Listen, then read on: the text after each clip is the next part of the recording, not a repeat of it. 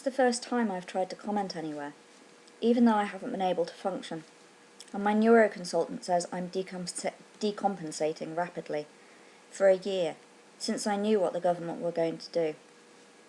I'm 48, with chronic epilepsy, vertigo, and anxiety spectrum disorder. I so want to express how I feel, but I can't get my thoughts into words. How can I possibly even just try to describe my illness to a stranger, who I already know is against me? It's taken years for me to start understanding myself. I'm totally in a fear state. I'm very clear inside about the problems with the system, but can't prioritise one thought in my head, though my life depends on it. I won't be able to go to an interview. I am already terrible on the phone, and now terrified to answer at all. If I manage to make one point, it's that I was misdiagnosed for years. I was treated for clinical depression flashbacks to neglect and sexual abuse and disassociation. The seizures weren't diagnosed because they were so mixed up with the other stuff. I thought I was going mad, and was treated that way despite counselling for 5 years. And my counsellor kept telling my doctor that something else was wrong. I ended up in partial status epilepticus. At this point, I was more than ready to die. Instead, for the first time, I got the right help, and a good doctor who retired last year. The point is, I've learned to look after myself better with help and stop punishing myself so much. It takes all I've got to care for myself. Now I feel like I did before, that I'm worthless, and got to prove things I'm too ill to explain. I've stopped eating, or spending any money. My vertigo and seizures have gone mad again. I can't go out. Even what I'm saying here doesn't touch what I need to say.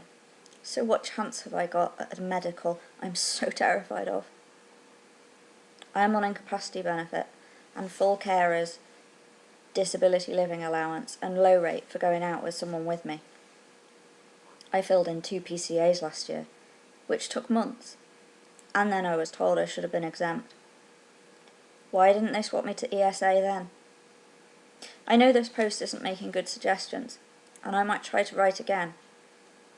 What I do know is the changes don't help, but make it much harder. Impossible. I won't be able to communicate by phone. I won't remember the calls, or have any proof of them, and only expect to be punished. I found pride and understanding the last few years that has given me the strength to care for myself. I will not survive losing the benefit.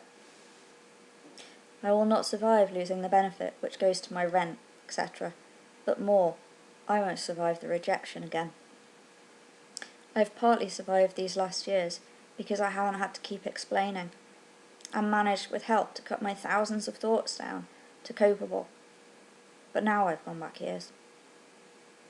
I have conversations with invisible people, day and night, and so all the things that make me ill are constantly on my mind again. And I don't know when I'll have to say them to a stranger. For the first time in years, I wish there was an injection to get rid of me.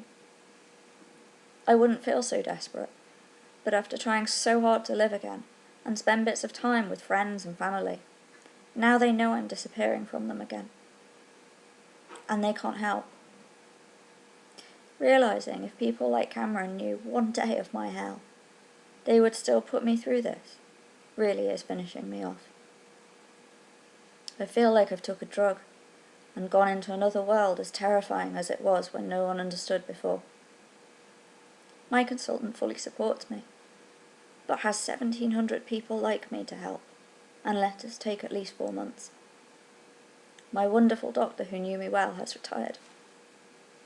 I'm back to depending on me, and expect I will be unable to speak, and even if I pass the medical, I'll just be suspended in fear waiting for the next one. I admit I can't fight for myself anymore, so what chance do others who are ill and even worse than me have of defending themselves? They have succeeded in destroying me already. So much more to explain, but what's the point? My will to survive is disappearing, and I am one of the strong-minded. It seems no one is really shouting out for us. And even I am surprised at that, and it is often the first step to extinction.